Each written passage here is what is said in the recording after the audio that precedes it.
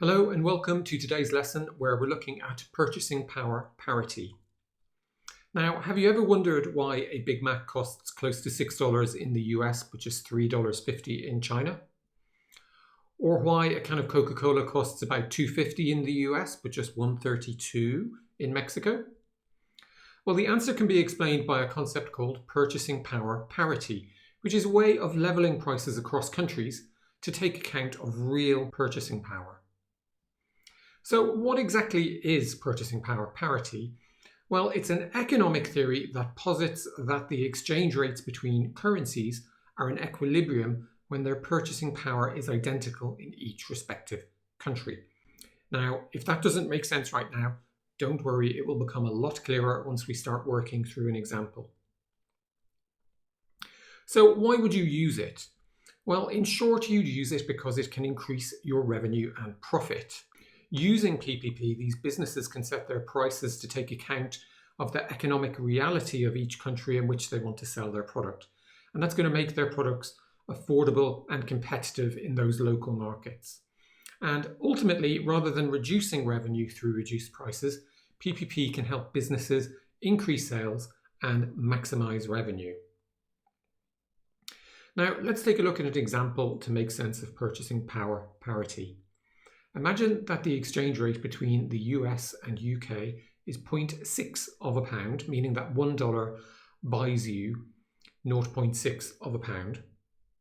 Now, this exchange rate is known as the nominal exchange rate, and in a perfect world, the nominal exchange rate would reflect the difference in purchasing power between the two currencies. Now, suppose you've bought a basket of goods in the US that cost you $1,000, and you want to buy that same basket of goods in the UK. In an ideal world, your $1,000 basket should cost £600 in the UK using the nominal exchange rate. But unfortunately, we don't live in an ideal world, and nominal exchange rates can fluctuate wildly for all kinds of reasons like trader speculation, changes in interest rates, inflation expectations, etc. And because they can fluctuate so much, they don't always reflect purchasing power. And that's why economists and businesses alike prefer to use real exchange rates. And this real exchange rate is also called the purchasing power parity between the two countries. So now imagine you actually went to the UK with your $1,000, which you'd converted into £600 using the nominal exchange rate available to you, and you want to actually buy that basket of goods in the UK. What if you discovered that it was going to cost you £800? Well, in that case, you'd be £200 short, or approximately $333 short. This is the real exchange rate. This is purchasing power parity. The reality of the situation is that you'd need $1,333 to buy the equivalent of your $1,000 basket of goods in the UK. So what we can say is that the real exchange rate, or purchasing power parity, is actually 0.8 of a pound. And what this means is that the dollar is undervalued as it's not buying you as much as you might expect it to. An undervalued dollar means it holds less purchasing power relative to the pound. And similarly, we could say that the pound is overvalued because an overvalued pound means that it holds more purchasing power relative to the dollar. So let's take a look at a real world example so you can see how purchasing power parity can benefit a real business. Imagine you run a US-based software company that develops productivity tools. We're going to call the company EfficientSoft, and you charge $100 annually for a subscription to your product, which you sell online. Now, your primary focus is the US market, but because you sell online, you have customers worldwide. Now, a simplified breakdown of your global sales might look something like this. And the main things to really note here are that you charge the same price, $100 in all countries, that the US is your biggest market, both in terms of number of customers and in terms of revenue. And China and India, you have a very small number of customers and also quite a small amount of revenue. Your combined revenue for those two markets is just $40,000. So you realize that average income in China and India is significantly lower than in the US. For China to date, you've just been using the nominal currency conversion rate to charge whatever $100 works out as in Chinese yuan. And assuming an exchange rate of 7 Chinese yuan to 1 US dollar, that works out as 700 CNY is your annual price. Now, your research on average income data and local purchasing power indicates that this price is prohibitively expensive for most Chinese consumers.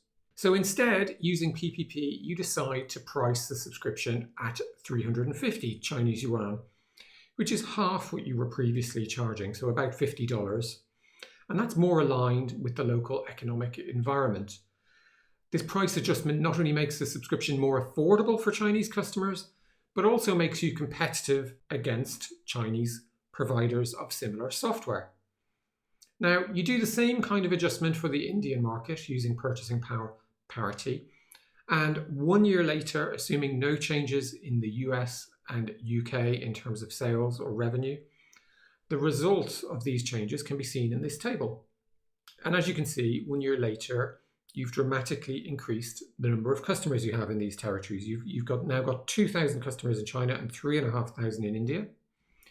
And what that means is that you've gone from 40,000 revenue previously in these territories to over $222,000 in revenue for these two territories, which is an increase of over 500%. Now, without any contribution from the US or UK, you've increased your total revenue by 12%. And finally, one last benefit to you of this change is that while you're still heavily reliant on your US market, you're now less reliant than you were before. Now let's take a look at something called the Big Mac Index, which is based upon purchasing power parity.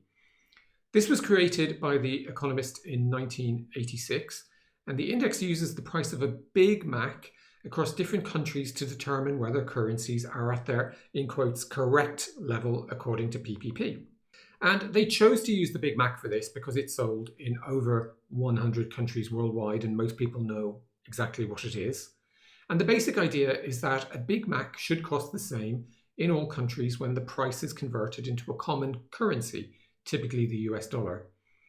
The index compares the actual exchange rates with purchasing power parity, providing a simple and intuitive measure of currency under or over valuation. If a Big Mac is more expensive in one country compared to another when prices are converted at current exchange rate, the currency in the first country is considered overvalued and vice versa.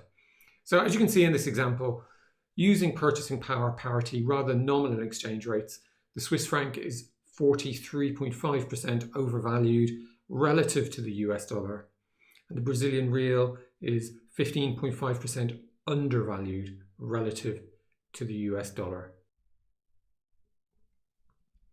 Let's take a quick look at PPP's advantages and disadvantages. In terms of advantages, then it's simple and intuitive. It provides an easy to understand framework for comparing different economies. Secondly, it offers a mechanism to adjust for inflation differences between countries, helping compare economic output and living standards more accurately. And finally, it's useful for long-term economic planning. It benefits strategic planning, investment decisions, and long-term forecasts for businesses and policymakers. In terms of disadvantages, then external factors like tariffs, taxes, and trade barriers can skew PPP calculations, leading to inaccuracies. Secondly, the absence of identical goods across markets or significant variations in the quality of those goods can compromise the effectiveness of PPP. Finally, it often struggles to accurately reflect the value of non-tradable services such as healthcare and education, which can vary wildly between countries in terms of quality and cost. So what's our take on purchasing power parity? Well, PPP is essentially an analytical tool for understanding cost of living differences across countries. And while it does have its flaws, it's still a powerful model for economic analysis.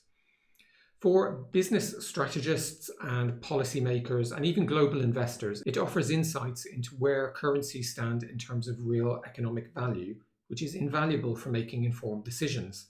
Companies like Efficientsoft that we saw in our example can use PPP to strategically price their products in international markets, ensuring competitiveness and affordability whilst accounting for the real economic conditions and ultimately maximizing revenue. So that's it for this lesson. Really hope you enjoyed it, and I look forward to speaking to you again soon.